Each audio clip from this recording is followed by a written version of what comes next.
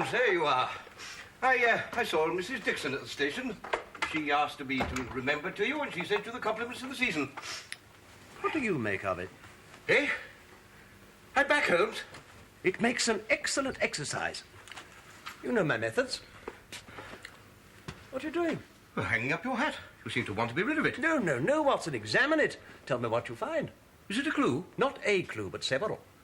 You're on a case. No. Here is my glass. Now, tell me about that hat.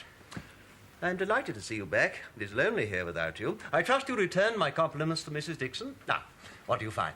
What do you want me to find? Everything. Take your time. Now, that hat is the trophy of one of those whimsical little incidents which will happen when you have 4 million people all jostling each other within the space of a few square miles. Well, it's an old, black, ordinary hat. No maker's label. Rather the worse for wear. The lining is, or rather was, red silk, now much discoloured.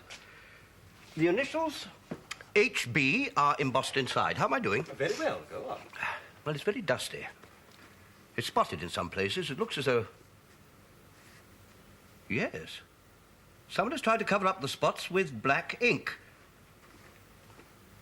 The rim is pierced for a hat securer, now missing. Excellent, my dear Watson. Continue. That's all. All? Yes. Well, I mean, it's very large and rather disreputable. What else do you want me to say? Deductions, Watson, deductions. Oh. Well, it belonged to a man who has no respect for his clothes. Mm-hmm. And, yes, wait a minute. He has grey hair, has just had a haircut, and he uses lime cream hairdressing. Bravo! You spotted the clippings and the smell. So, what do we have? A grey-haired intellectual who 3 years ago was well-to-do but has since fallen on hard times. He once had foresight, he now has less.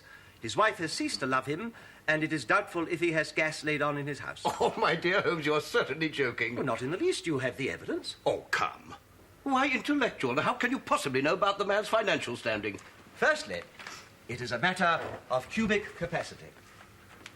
A man with so large a brain must have something in it. Oh, no. That's far from medically exact. There are some people with large heads who are congenital idiots. True.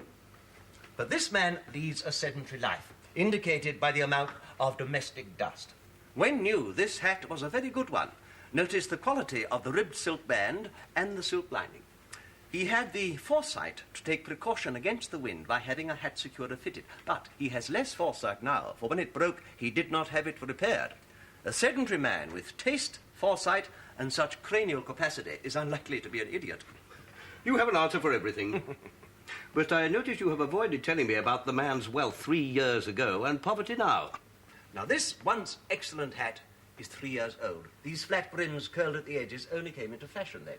If our man could afford such a hat 3 years ago, but has not bought another since, or replaced the securer, then he has surely come down in the world. Yes, clear enough.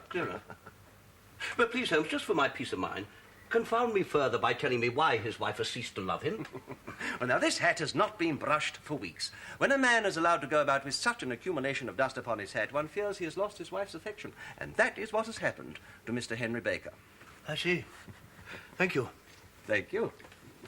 Mr. Henry Baker? The name of the owner.